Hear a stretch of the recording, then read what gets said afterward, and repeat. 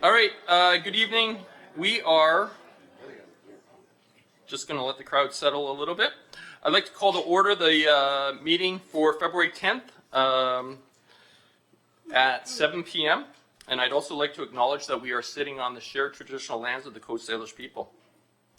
I'm looking for an approval of the agenda. However, I need to ask for a motion to adopt the agenda as amended to add item 7.6, which is a report from the fire chief regarding the UBCM Emergency Operations Centers and Training Grant. Saying that, thank you, Councillor Jensen, seconded by Councillor Logan. Any other discussion? All those in favor? Opposed? Carried. Thank you. Moving on to public participation. I'd like to invite anyone present to take the opportunity to address council, to present concerns or ask questions of council. 20 minutes is allocated for public participation. Topics should be addressed briefly to allow other speakers an opportunity to address council. Please address your comments or questions through myself, and please remember that you are not able to speak to anything that is regarding a public hearing that you just experienced. So don't mention it. And saying that, Ben? Oh, one more time. Sorry, I'm still not used to this. My name is Ben Mycroft. I represent the applicant Gablecraft Homes at 365 Latoria Boulevard with regard to the agenda item tonight, the temporary use permit for the pop-up coffee shop. It's been some time since I presented to Committee of the Whole, and I just wanted to reiterate a couple of points to Council in your decision this evening. We're very excited. We're working hard on our development proposal for Latoria South. However, it's going to be a minimum of 2 years before we have any brick and mortar amenities at Royal Bay. And so those amenities would include a permanent coffee shop, along with things like a grocery store, daycare, gym or yoga studio, restaurant, pub, those kinds of uses. But we see this as a way to bridge over that timeline while we're going through the design, approvals, construction, and building construction for those uses. So we truly believe that providing this temporary use permit will allow for the provision of an amenity that is long overdue and needed at Royal Bay. So the recommendation that you have before you tonight, I think, represents quite a bit of work with staff going back and forth, and is something that works for us. This is a temporary use, and so it's a balance between providing the amenity and also the cost. So I think that what we've come up with is a good plan. So thank you very much. Thank you, Ben.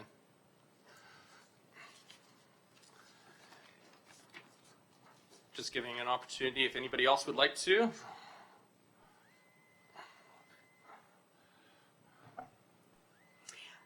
Good evening, Your Worship and members of Council.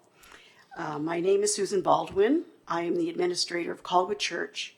We are located at 2250 Souk Road. Under item 7.5 of tonight's agenda, you are considering annual grant and aid funding. I just wanted to take the opportunity to thank you in person on behalf of the congregation for considering our grant request. As you may be aware, the Colwood Church Gymnasium is designated as an emergency muster center for the city of Colwood, as well as serving the community in many other ways, such as VHA flu clinics, election polling stations, and the various events that we put on for the community. With this assistance, we will be able to purchase 2 heart defibrillators, as well as install magnetic fire door releases, so that we may be able to continue to serve the community in these ways. Thank you again for your consideration of our request. Thank you. Is there anyone else? Last chance. All right. Oh, yes? No? You're playing with me. Oh, okay. Thank you. Moving on then, I'm going to move on to Mayor's message. Just a couple little things. There was a ceremony on Friday for the West Shore Park and Rec dry floor. So we now have that open. So that is good. We also, there is a Colwood team, the Colwood crew, I believe it's called, for the coldest night of the year, happening February 22nd, 1st, 22nd, which is a Saturday night. I would ask that, or really encourage as many people as possible to consider supporting us. I'm hoping to get most of the council, or if not all the council, out for that evening. So hopefully, I'm planning on just walking the 2 kilometers and not the 5. So I'd also like to take a moment to introduce and welcome James Nyhouse, who is our new manager of building and bylaw. So welcome very much to the city. We're happy to have you here.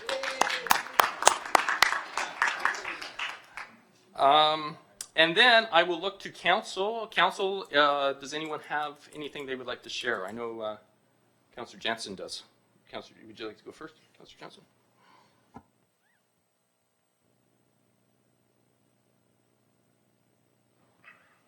Thank you, Your Worship. Briefly, I had the pleasure of attending the Local Government Leadership Academy seminar this past week on behalf of the community. It was an interesting opportunity to connect with politicians from right across the province and staff members. Some interesting things on the agenda, and I appreciate the opportunity. It is part of a certificate program that I'm embarking on to help improve my skills as a civic leader, and there's more of these to come, so I'm happy to report back later. Excellent. Thank you. We look forward to watching you improve. I am kidding. That was a joke.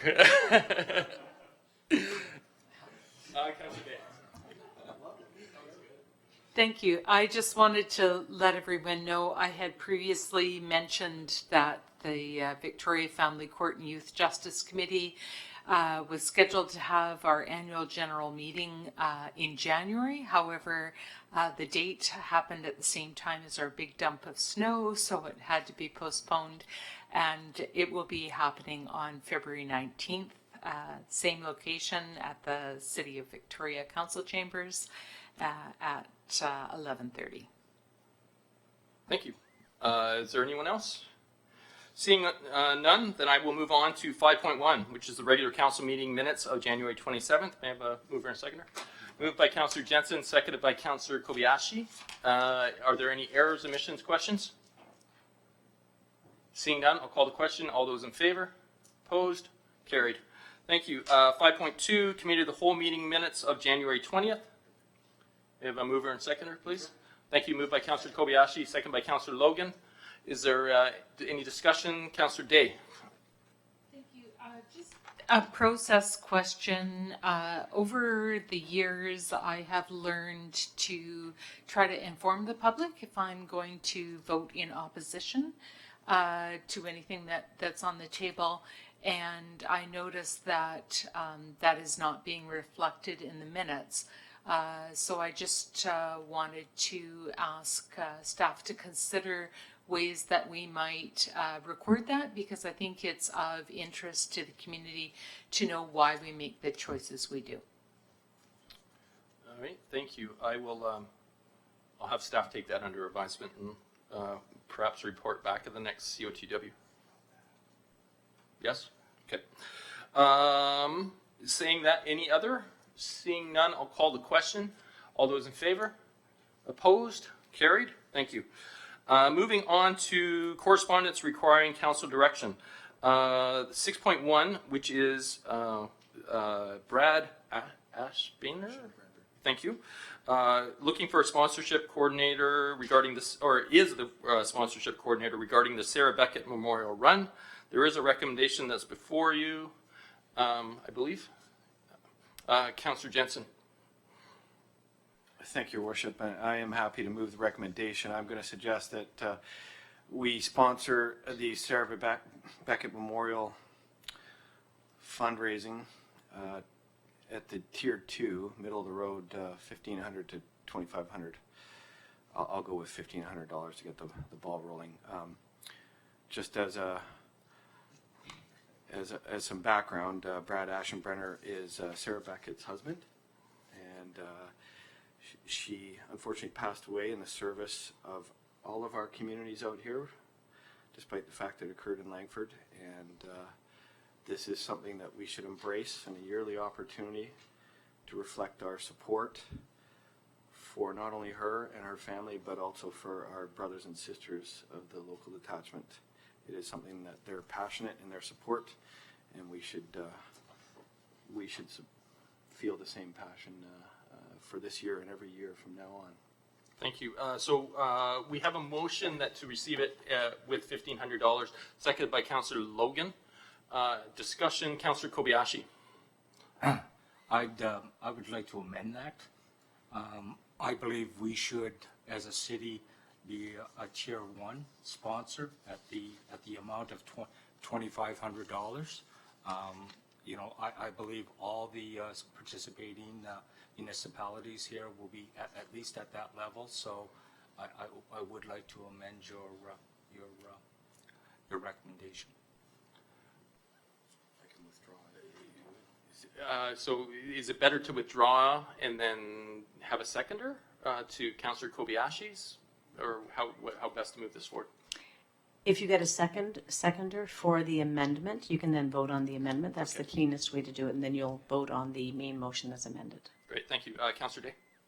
Thank you. I was just wishing to second the amending motion, and just to say that one of the, I think, very valuable parts about the event that's being sponsored is not only remembering Sarah Beckett, but also the legacy that's being created through the fundraising is to help youth who choose to pursue a career in police enforcement. And that has certainly been an issue that we have heard from the RCMP in terms of recruitment is a big deal. So encouraging youth to consider that as a profession and providing scholarships to youth is a great way to remember a young mum who was lost in the line of duty. Okay, so we are now discussing the amendment. Is there any other discussion on the amendment? I will call the question on the amendment. All those in favor? Opposed? Carried, which means that brings us back to the main motion. Is there any other discussion on the main motion? Seeing none, I'll call the question. All those in favor? Opposed? Carried. Thank you. Moving on to 6.2. This is from Christine Morley, General Manager of the CRD Corporate Services, looking for municipal consent for bylaw number 4326 and 4327. This is a loan authorization and amendment to the Land Banking and Housing Service. I will look to Mr. Borhill to comment.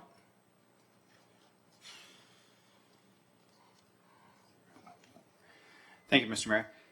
So this is a communication from the CRD board that is not related to the Regional Housing Trust Fund that Colwood is not a member of. I just wanted to make that point clear.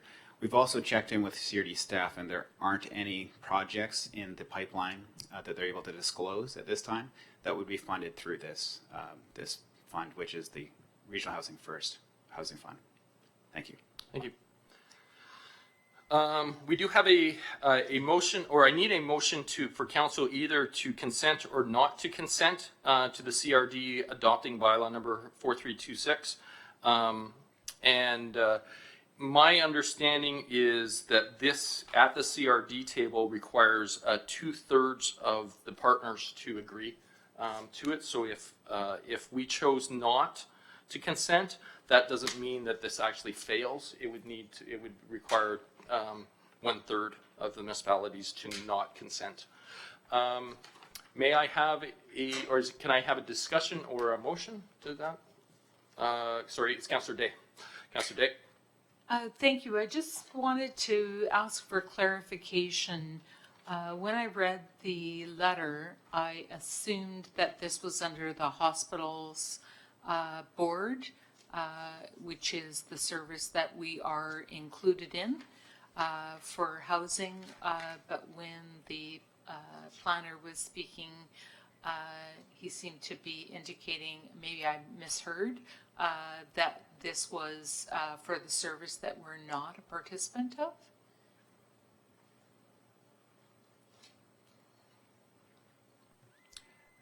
To clarify, Mr. Mayor, this is a separate fund from the Regional Housing Trust Fund that we are not a part of. Okay. So If council were to vote in favor of this, it would be through the Hospitals and Housing Committee, that is a subcommittee of the CRD board that's working with this particular initiative. Okay, I'm confused again, sorry.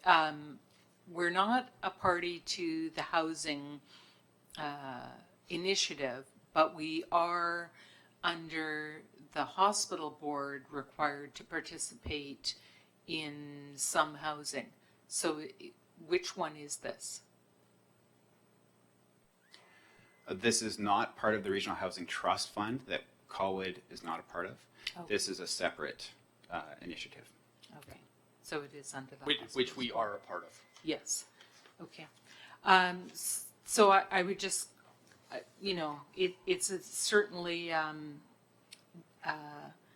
it's been a difficult history on this file because we were not a participant in the service, and then they moved it under the hospitals board where basically they didn't require our consent.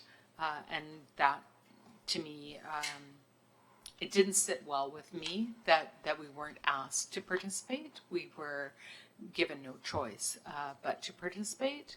And that being said, it is a good initiative in that every municipality is dealing with people who are living in their vehicles. We certainly have issues down at Esquimalt Lagoon.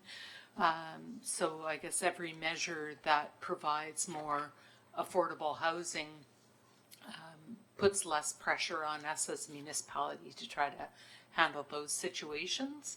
But yeah, I guess it's hard to let go of the past. I'm still annoyed that we weren't asked to participate. We were told to participate.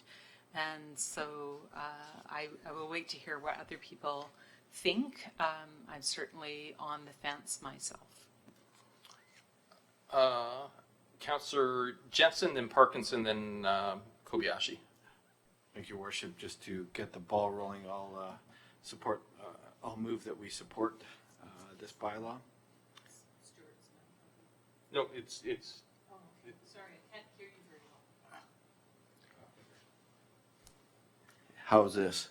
There you go. I'll move the recommendation, Your Worship, that we support this initiative. Thank you. Can I have a seconder, and then I'll go to Councillor Parkinson. Seconded by Councillor Parkinson. You're up next. Well, I do sympathize with Councillor Day's frustrations on this stuff. I haven't been as involved as she has been over the years, but I sort of do sense. I don't doubt at all the process she's described and the frustrations involved with it. However, I'm supportive of this. In fact, I think that as a council we supported this once already, and it's just coming back for a little formality. So I wouldn't want to renege on it at this point. So I will be voting in favor. Thank you. Councillor Kobayashi? Just a quick question again. What is their current limit in borrowing? It's 10 million. They're asking for 10 million. What was it before? Do you know offhand? Councillor Logan, I heard you say, did you think it was 30 million? Yeah, I think it was 30. Yeah, that was their initial. Yeah, we believe it was 30 million, so they're going up to, no, it's not correct? No, the backgrounder provides that each municipality committed 30 million, resulting in 19 million investment, Right. Okay, each partner. great. Yes, sorry. So just, could you clarify that again? Sorry, I missed that.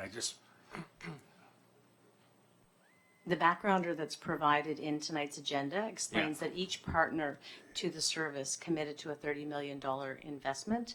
So there's a $19 million total investment, and the increase is for 10 million. Thank you very much. Seeing nobody's on my waiting list, so I'm going to call the question. All those in favor? Opposed? Carried. Thank you. Moving on to new business, 7.1. I'm going to ask for a little bit of patience with me because this is a little different what we need to do, so I just need to read something for everybody. 7.1 is 365 Latoria Boulevard, which is a temporary use permit. This item of business is related to an application for a temporary use permit to operate a cafe at 365 Latoria. Prior to considering assurance, members of the public who feel that they have an interest may be affected are invited to speak to council on this matter presently. First, I will ask staff to comment on any written submissions that have been received to the application, and then I will open the floor to anyone in the gallery to speak to the matter. Mr. Moeller? Thank you very much. You're correct that this is a temporary use permit, TUP 19-001, to allow a temporary cafe at 365 Latoria in the Commons area of Royal Bay. And its request is to be authorized for issuance tonight. So a summary of the notification is that 71 letters were mailed to occupants and owners of lands in near adjacency. It appeared in the newspaper on January 31st as well as February 5th. And during the notification period, only one letter was received in opposition. That letter in opposition spoke to it, the placement of the site and requested a different place, potential traffic congestion and appearance, and desire for something more permanent in the area. I'm here to answer any questions that you may have. Thank you. Great. Thank you. Before I go to questions, I will now open the floor to anyone present who wish to speak on this specific matter. Seeing none, I will come back to council. Council, do you have any questions for Mr. Mueller? If not, then I will look for a recommendation. Councillor Day, then Logan. So you mentioned that you received one letter in opposition. Is that the same letter that we have before us on the table? Unclear of exactly what you've got in front of you. Is the letter dated February 6th, 2020? It is. It is the same letter. Councillor Logan. Thank you, Your Worship. I will move the recommendation, and I will say under discussion that both you and I had the opportunity to attend the public open house, and it was absolutely overwhelmingly supportive. In fact, people were just screaming for this type of service, and I will say, and I do recognize that the applicant has gone above and beyond when looking at the design of this pop-up coffee shop, which is new for us. It's creative and has really set the bar, I think, for other opportunities. And you know, I think we have to agree with the one that was in opposition in the need for something more permanent, but that's coming.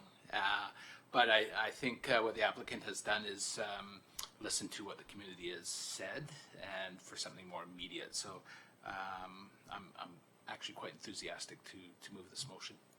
Thank you. Before I go to Councillor Kobayashi, I have a mover. Do I have a seconder? Oh, you can. Okay, thank you, Councillor Kobayashi. Did you want to speak to it? No? Okay, thank you. So it's moved by Councillor Logan, seconded by Councillor Kobayashi. Any other discussion? Councillor Day?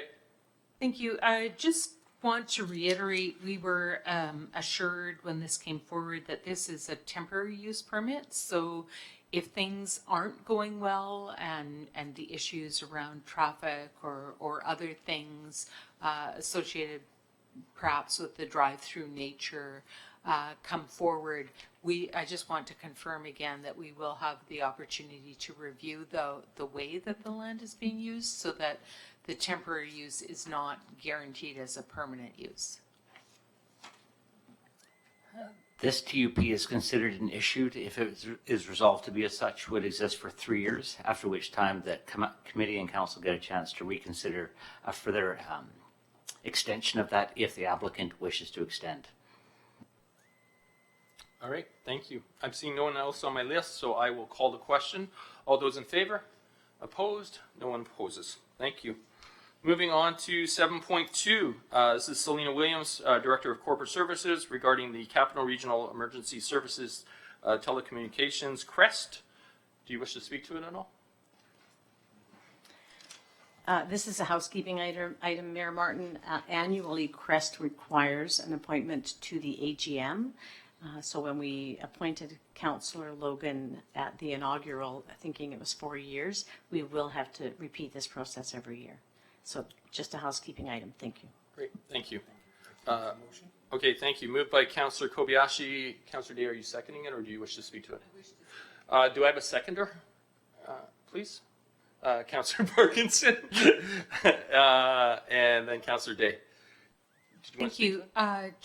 We have had information in the past about perception of conflict of interest, because when a council member is appointed to any outside organization, they have an obligation to uphold that organization, and there can be a conflict between what's best for council and what's best for CREST. So I was thinking that we had decided previously that the representative to the annual general meeting should be someone other than the CREST board member that we send. So I'm just wondering if that's something that we should consider, or was there different information? Councillor Day is correct. I believe up until 2016, it was always a separate appointment and another individual or a proxy.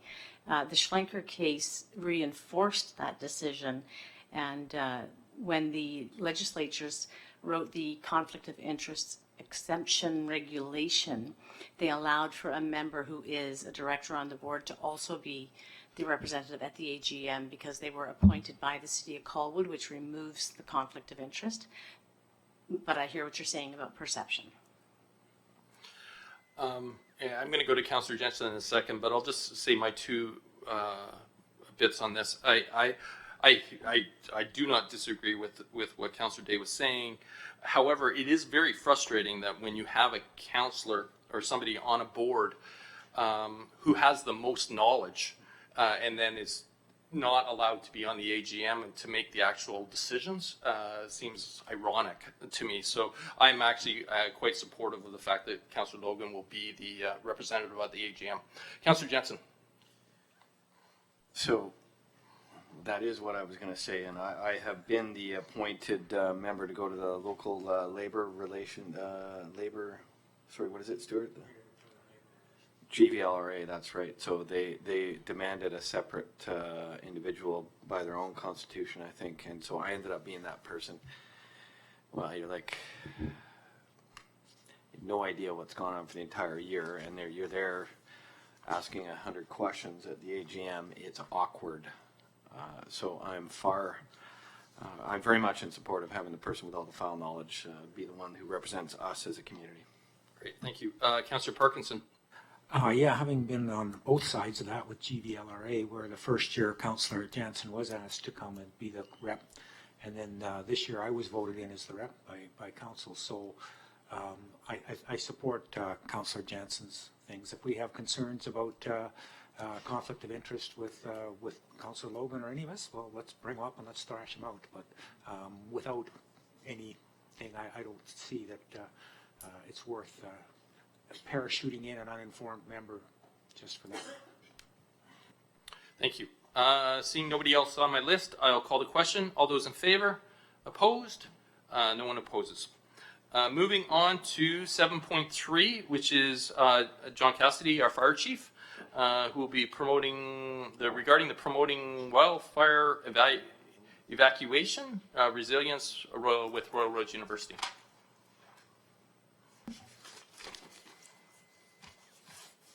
Thank you, Your Worship, members of council. The briefing paper before you stems from a regular meeting of council May 27th. At that meeting, Jeff Amy presented the Royal Roads student paper about promoting wildfire resilience. The motion that came out of that was that it be referred to the Emergency Planning Committee for review and to see if there was any budget implications in that moving forward to the 2020 budget cycle. I can indicate that it was reviewed by the Emergency Planning Committee, and at this time there are no budget considerations moving forward. Great, thank you. I will come to council. Questions? Councillor Parkinson?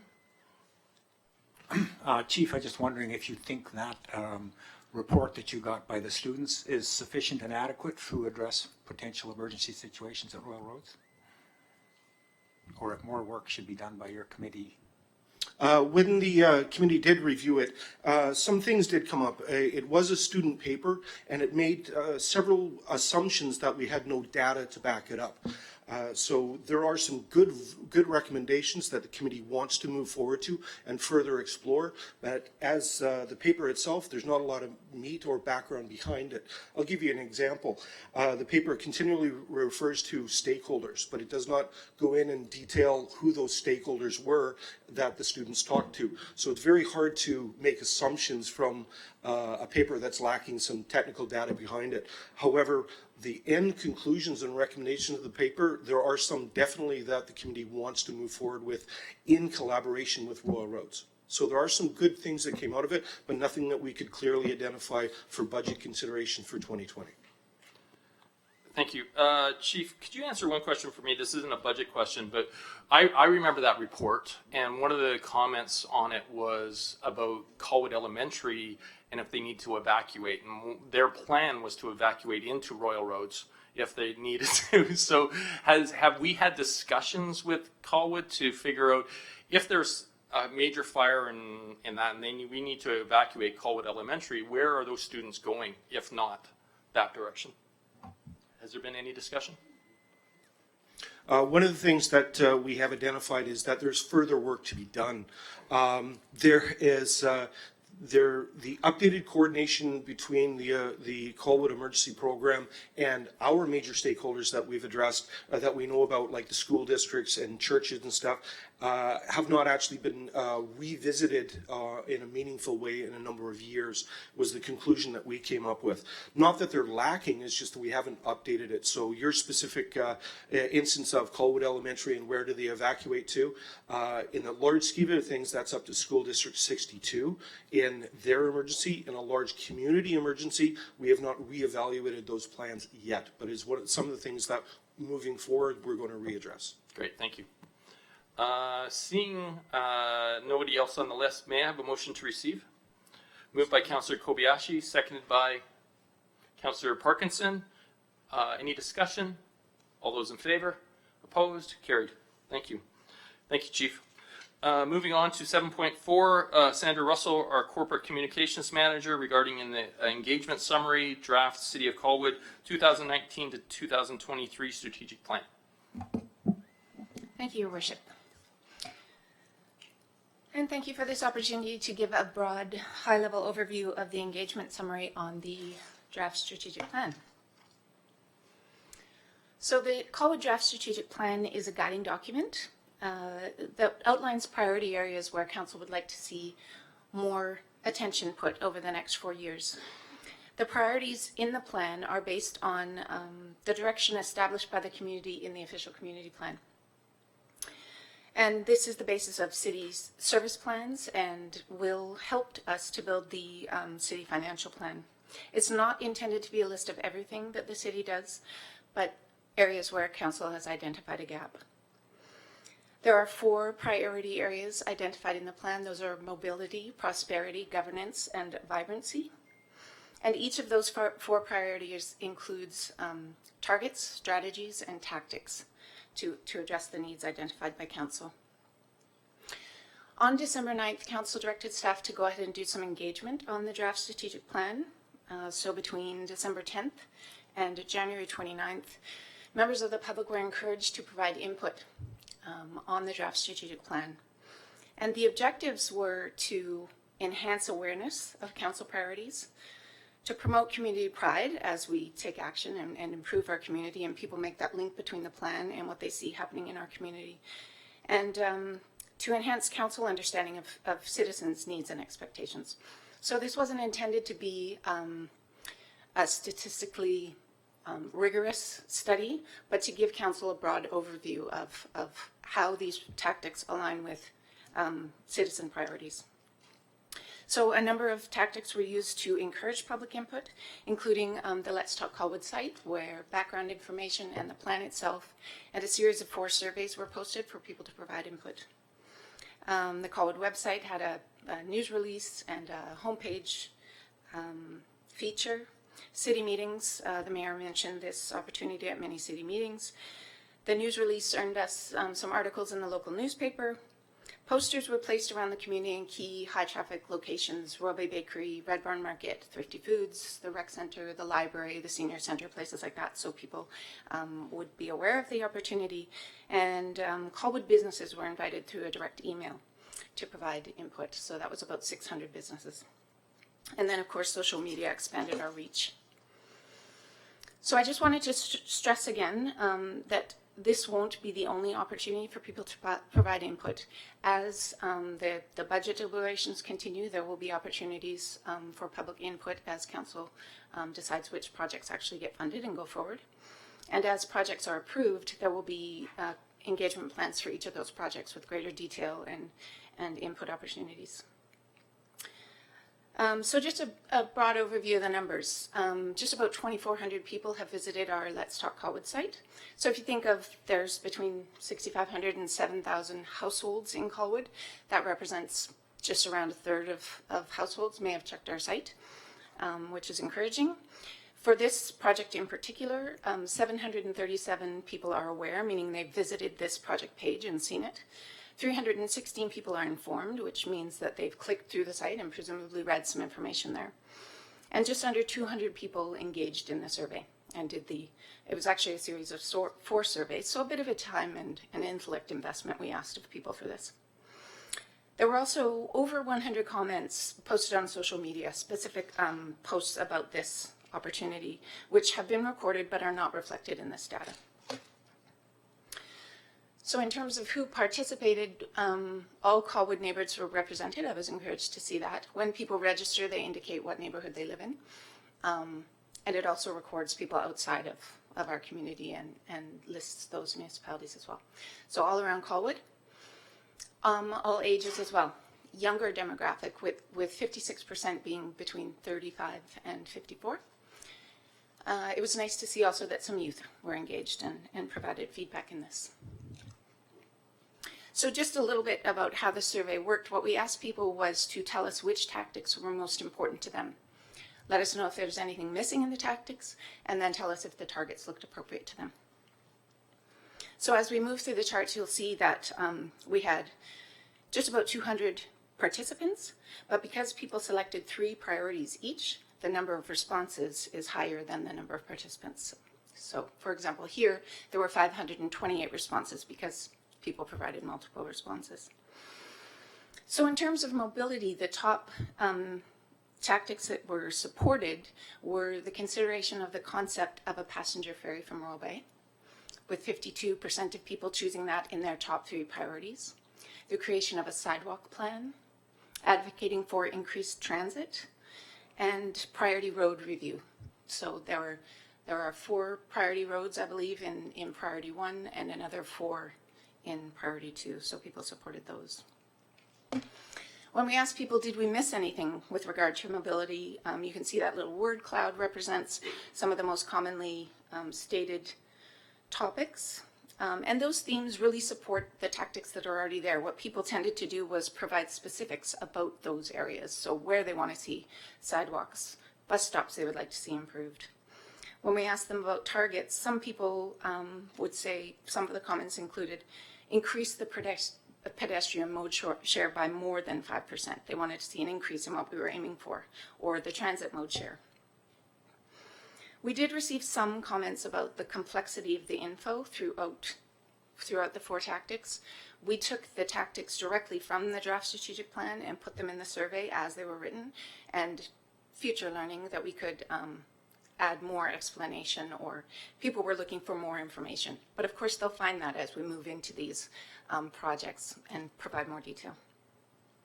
Prosperity is the next goal area. Excuse me. And the top priorities for that included creating a waterfront public realm improvement plan and a Colwood Corners public realm improvement plan, diversifying our tax base, and updating our economic development strategy. Those are the tactics that people included in their top 3 most often. Again, did we miss anything? Tended to focus more on details about those same tactics. We found commonality throughout. And targets, some of the comments were about the targets for industrial land. Some people felt that our targets were too high. They didn't want to see that much industrial land in Colwood. And others felt we should increase the commercial targets. Oh, Stuart, that would be nice. Moving on to governance. So the top rated priorities for governance were a sewer master plan, lots of comments about sewers, the impact of new development on tax levels. Thank you very much.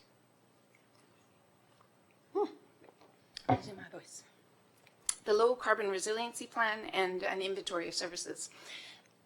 Those are the top tactics, but of course you can see there are many here, and lots of people rated the other ones highly. So this just gives us a high-level sense of what people are most interested in.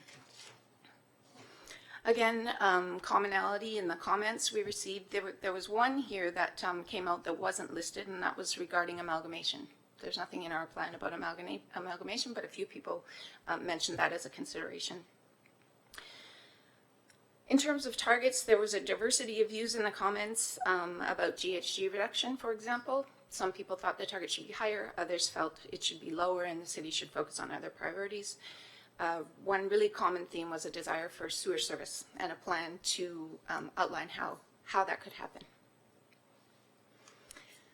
Vibrancy focused on the waterfront again and Parks Master Plan.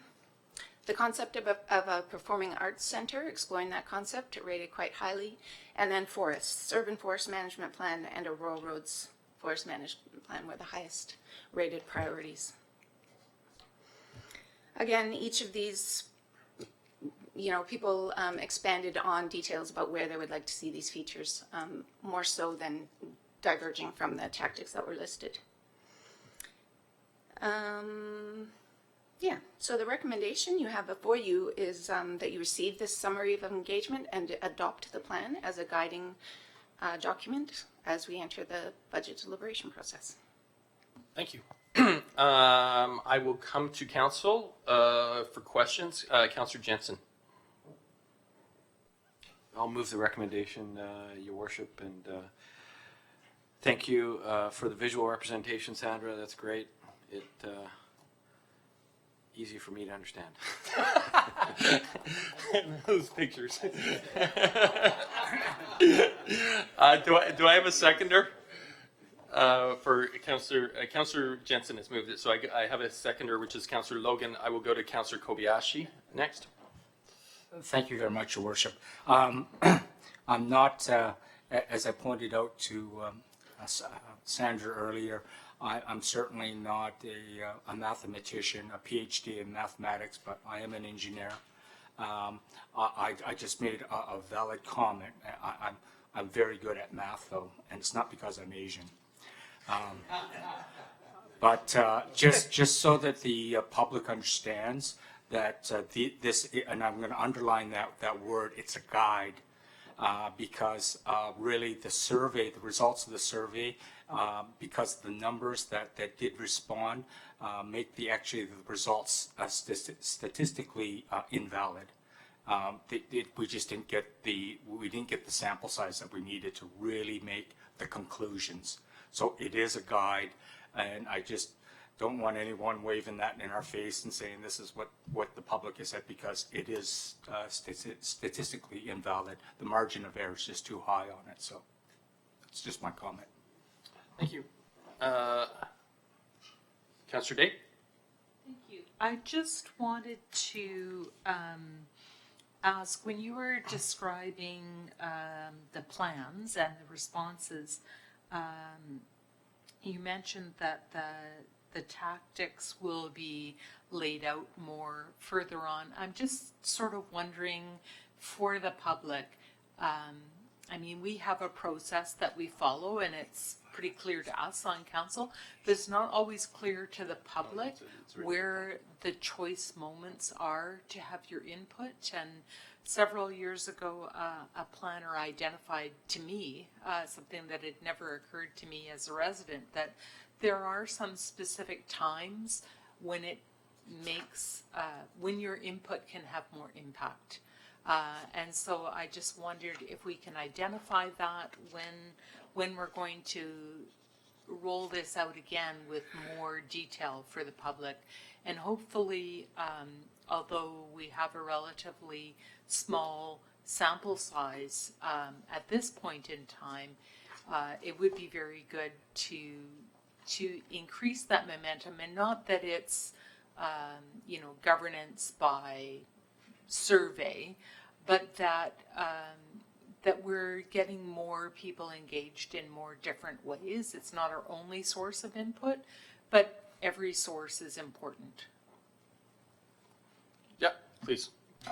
So if I may, what I get excited about is that once some projects are approved in the financial plan, assuming that some are, then it's our chance to really engage in detail on those projects. So for example, a Parks Master Plan, if that goes forward, I look forward to hosting engagement events in parks and talking about what you would like to do here and really digging in. And I think those are the kind of events that we get, strong participation for and really build that momentum that you talk about. So thank you for that. Councillor Parkinson?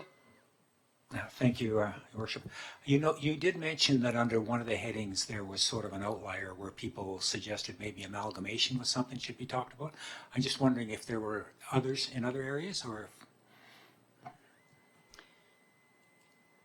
Thank you. There really weren't that many other outliers. There was a divergence of opinions. So for example, on sewers, some people said, please don't bring sewers. My septic system is new and don't burden me with that. Where others said, Colwood needs sewers, it's the way of the future kind of sentiment, but not so many other brand new ideas separate from those suggested in the plan. So at the risk of looking non-engineering to my fellow engineer there, Mr. Kobayashi, I would say the results are really quite promising, perhaps not rigorously statistically valid, except that they support a process that's been going on for a number of years of developing strategic plan for the city, and then to take it out in the advanced state it was and get some fairly good consistency with the plan coming back.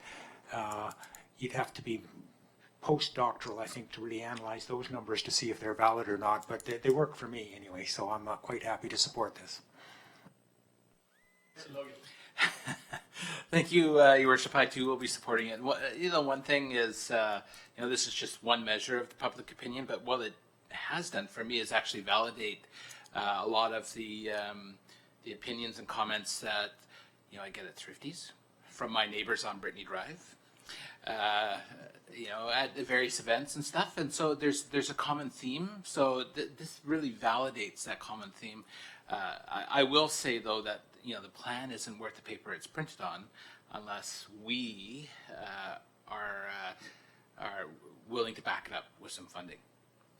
So I hope we don't let this plan gather some dust and we actually put it into action. And I think we're seeing that groundswell of demand, I'd say, especially for things like sidewalks and public realm stuff and stuff. So thank you very much for your work. Thank you, Councillor Logan. I guess the final things I will comment on is I appreciate the graphs, to be honest.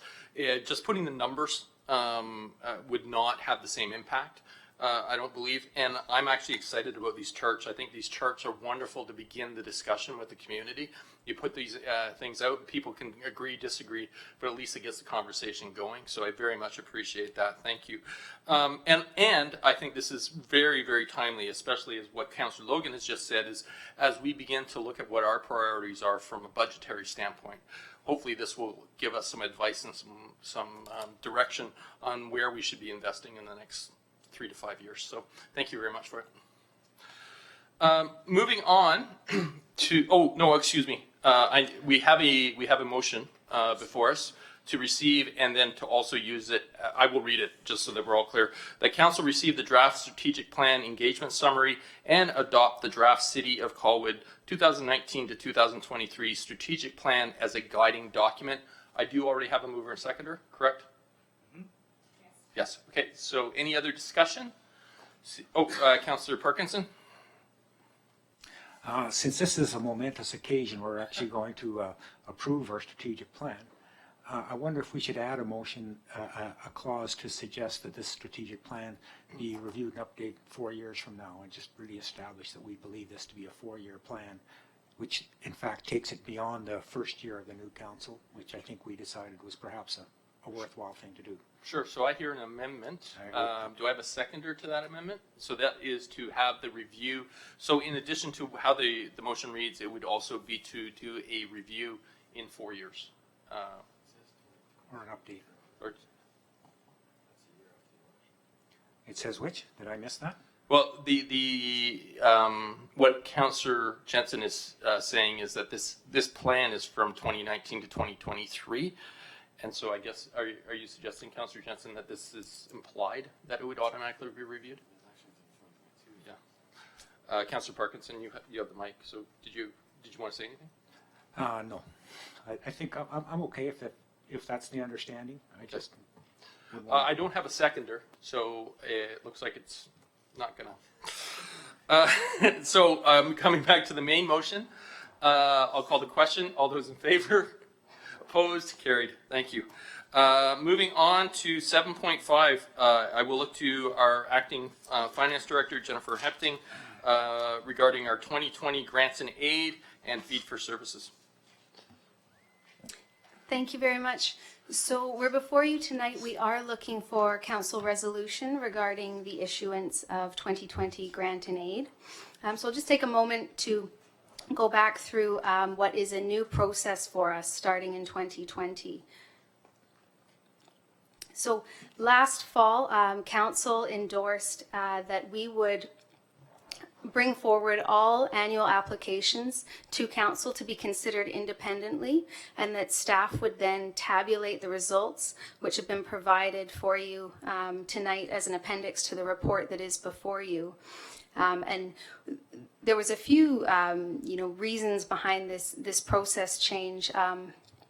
But one was recognizing just the discussion and the time that was being taken with past grant and aid application processes. And so the intention tonight is to review the outcome of all of the feedback that we received from members of council and to make a resolution on the grants that will be awarded tonight. And we will review both the annual applicants and what we refer to as core applicants, so those organizations that do not submit an application annually, but that historically council has supported. So council has previously established a budget for grant and aid. We're hovering at just over $43,000 for 2020.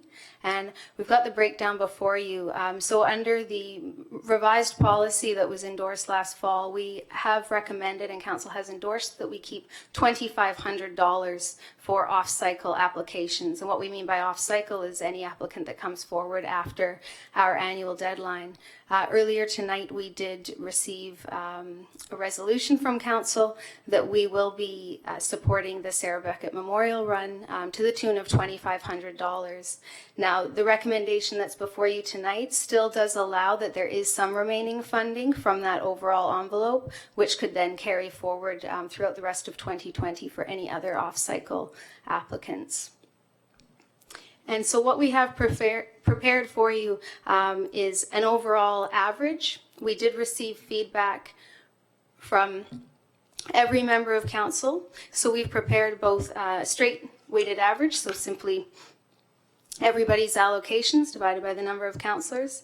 And we also prepared what's referred to as a modified means or an Olympic average, where we remove any outliers, so the single highest, the single lowest. What the results have shown us, the majority of council supported every application that was received. There was very little difference between the weighted average and the Olympic average for each applicant. And staff, we are recommending, and the recommendation that's before you is simply that of the weighted average. And what we did want to highlight was that for any applicant who has been a past applicant of the city, under this new process, they are seeing a recommendation in the grant amount that is equal to or greater than the grant that they had received in the past. And this recommendation before you tonight, it's looking at a total funding allocation of just shy of $19,000. And so as you can see in the recommendation, we have both the annual applicants, and then we've also highlighted the core grant funding. So as I mentioned, a few years ago, Council resolved, they were noticing a pattern in support, annual ongoing support for a number of organizations. And so Council resolved that we would annually provide grant support for these organizations, and those are the ones listed before you. So should council wish to continue that practice, that would form part of the core funding. And then the last piece of the recommendation, there was discussion last fall surrounding that any applicants that may consider grants as perpetual funding, which one would certainly assume with those who are receiving the funding year to year, that council would wish to revisit that process. So we are looking to formalize that as part of this year's grant process, we would notify any successful recipient that council may be considering a change, and we would bring that forward before disbursement of the 2021 grant in aid. You. I will go to our questions. Councillor Jensen. Thank you, Your Worship.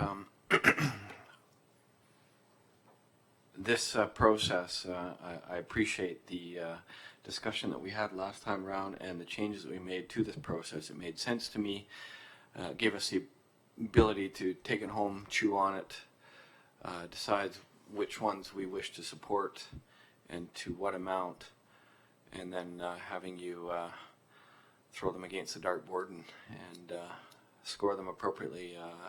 It's much appreciated, the work that's gone into that, and from the bottom of my heart, I think that's a far better way than the process we went through this past year. So I thank you, and I'm happy to move the motion as recommended, Your Worship. Okay, thank you. Do I have a seconder to the motion? Seconded by Councillor Parkinson. Any other discussion? Councillor Kobayashi? Very much, Your Worship. There's, and for future discussion, not for this particular one, I think this was fantastic, Jen, to tell you the truth. It was just, what a way to start council going through that process, the last process, and it was just mind-boggling. And you wondered why I was even actually sitting here, to tell you the truth. So this was absolutely fantastic. It really was, and I'd have to echo Councillor Jensen's remarks on this. I guess there's one thing that I have it just sits in my mind, and it really bothers me, because this is what I call the discretionary expense, right? It really is, and these are taxpayers' dollars. So the reason I was the one that asked the question, I wanted to know who's got the funding for the past 4 years, on a recurring basis. And it became a little bothersome to me because, and I know you're going to address this now because, we're going to make it so people are more accountable for this, because there has to be that accountability right now, because what I'm afraid of right now is that I love these one-off requests, and I think they're great. They're the ones I tended to weight my support behind. But the recurring ones are a bit bothersome, because they become, and I know I work with a lot of nonprofits right now. In fact, I do their books for them. And some of these grants that we give them become part of their operating funds, right? They sort of depend on you to do this. And that's a scary thought, to tell you the truth. And why so many nonprofits are collapsing now, because one day the government decides, the provincial or federal, more so right now, decide they're not going to fund this anymore. And then you're absolutely, you're in the tank, you're in big trouble. So it's just for further discussion. I don't know, I just know I've been talking with other municipalities, and two of them have actually adopted the fact that in a 3-year cycle you can only get it twice, sort of thing, and then you have to lay off a year and then you can reapply. But it's just because fact that it's becoming part of the operating funds for a lot of these organizations. So I just wanted to make that comment at this point, Don. Thank you. Thank you. So just to, I don't normally like to do this, but I'm going to do it for this one just because for the camera and for people listening at home, I'm going to actually read the entire motion. So I'm just going to ask people to bear with me as I read through it, and then I'll call the question. The annual grant and aid funding in the amount of $18,840 be awarded to grant and aid recipients as follows: Big Brothers Big Sisters of Greater Victoria, $3,040. Colwood Church, $2,890. Friends of Havenwood Park, $390. The JDF Performing Arts Center Society, $1,430. The Macola Housing, $2,430. The Crisis Intervention and Public Information Society of Greater Victoria Needs to Suicide Prevention, $1,170. The Open Gate Church, $1,740. QChat Support Association, $1,340. Society of Arts of the South Island Coast Collective, $1,710. Stigma Free Society, $1,410. Youth for Christ Victoria, $1,290. And that core funding in aid, and core grant in aid funding in the amount of $17,800 be awarded as following: the Greater Victoria Bike to Work Society, $1,500. The Greater Victoria Volunteer Society, Volunteer Victoria, $1,000. The Habitat Acquisition Trust, $2,500. The Intermunicipal Advisory Committee on Disability Issues, $1,300. Royal Canadian Legion, Prince Edward 91 for $5,000. School District 62, Royal Bay Secondary, $1,000, and the West Shore Arts Council for $5,500. So saying all that, I will then call the question. All those in favor? Opposed? Carried. Thank you. Moving on to bylaws. Bylaw number, Oh, I'm sorry, there is a 7.6. Thank you. What is 7.6? Sorry. The chief. Thank you. Yes, it's our chief again.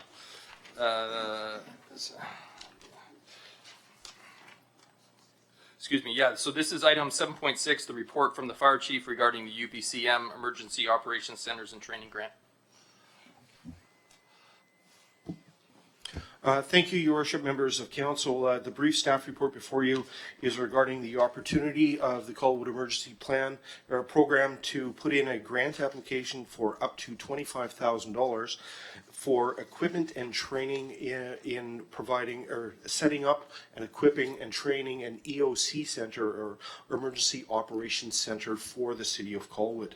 I'm happy to stand before you to present this opportunity to ask UBCM for money to assist and move the city of Colwood forward.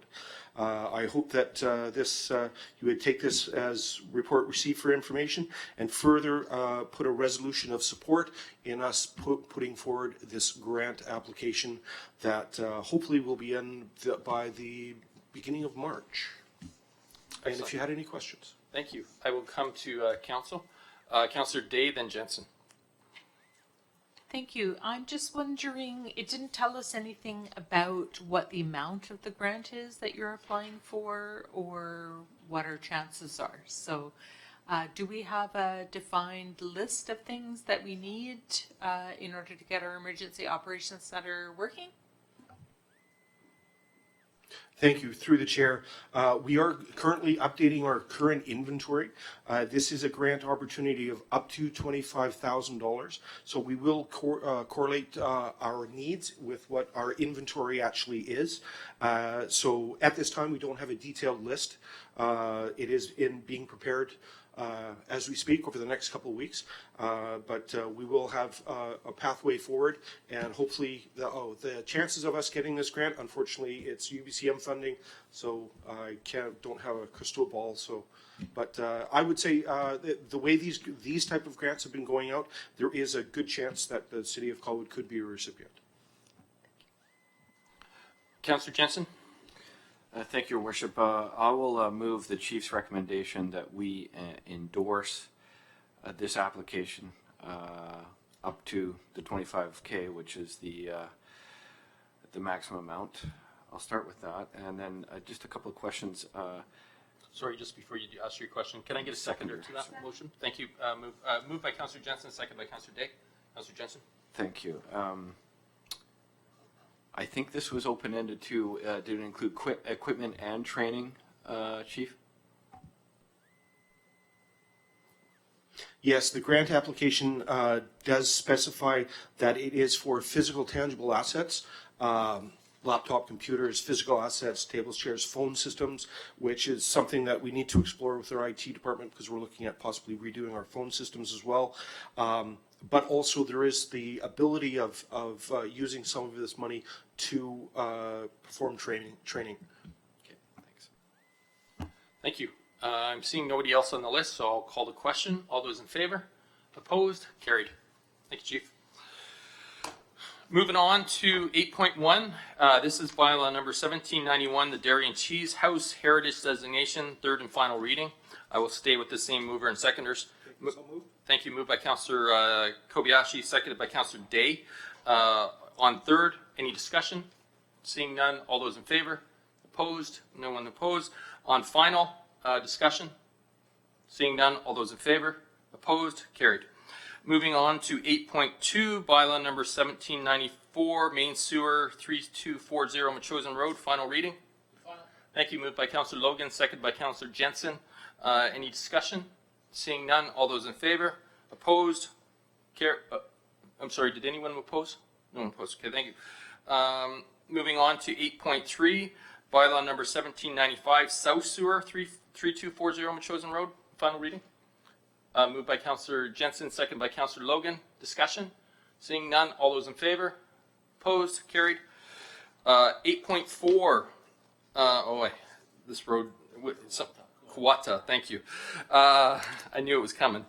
Bylaw number 1796, main sewer 763 Kawata Crescent. I don't know, man. It's stuck in my brain. I can't say it.